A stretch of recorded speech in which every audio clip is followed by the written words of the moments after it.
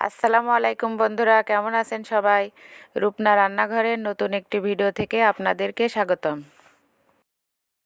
আজ আমি আপনাদের মাঝে খুব মজাদার এবং সুন্দর রেসিপি নিয়ে চলে এসেছি। আজ আমি আপনাদের সাথে শেয়ার করব কিভাবে লাউ দিয়ে চিংড়ি মাছ রান্না করা হয়। কম বেশি মোটামুটি সবাই এই রেসিপিটা রান্না করতে পারেন। প্রথমে আমি লাউটি ছোট ছোট করে কেটে নেব।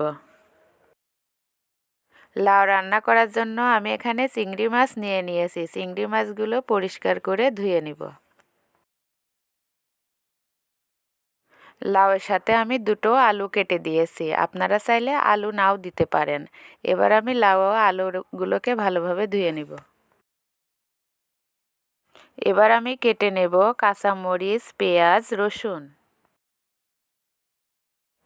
এবার কড়াইতে চিংড়ি মাছগুলো দিয়ে দিব। তেল ছাড়া চিংড়ি মাছগুলো লবণ হলুদ দিয়ে ভেজে নিব। চিংড়ি মাছগুলো লাল লাল করে ভেজে নিব। মাছগুলি ভাজা হয়ে গেছে, এবার আমি নামিয়ে নেব। এবার ধুয়ে রাখা লাউ ও আলুগুলি কড়াইতে দিয়ে দিব। এরপর দিয়ে দিব 1 চামচ হলুদের গুঁড়া, 1 চামচ ধনিয়ার গুঁড়া, পরিমাণ মতো লবণ। তারপর একটু ভালোভাবে নেড়েচেড়ে মিশিয়ে নিব। তারপর দিয়ে দেব কেটে রাখা কাঁচামরিচ, পেঁয়াজ, রসুন। এরপর নেড়েচেড়ে ঢাকা দিয়ে দিব। ঢাকা দিয়ে কিছুক্ষণ রান্না করব। এরপর ভালোভাবে নেড়েচেড়ে ভেজে রাখা চিংড়ি মাছগুলো দিয়ে দিব। লাউ সিদ্ধ হয়ে গেছে, এখন আমি ঘন্ট করে নেব। আমি যেটা দিয়ে ঘন্ট করছি ওইটার নাম এখানে ওরং বলে, আপনাদের অঞ্চলে কী নামে পরিচিত অবশ্যই জানাবেন।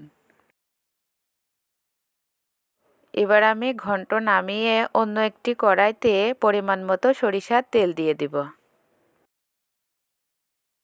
তেল গরম হলে তাতে দিয়ে দেব পেঁয়াজ ও রসুন কুচি।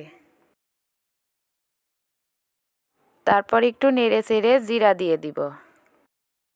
নামিয়ে রাখা ঘন্ট এবার তেলে দিয়ে দেব। ভালোভাবে নেড়েচেড়ে তৈরি হয়ে গেল আমাদের লাউ চিংড়ির ঘন্ট। এখানেই শেষ করছি আমাদের আজকের ভিডিও। এতক্ষণ সাথে থেকে ধৈর্য সহকারে ভিডিওটি দেখার জন্য অনেক অনেক ধন্যবাদ। সবাই ভালো থাকবেন, সুস্থ থাকবেন। আল্লাহ হাফেজ।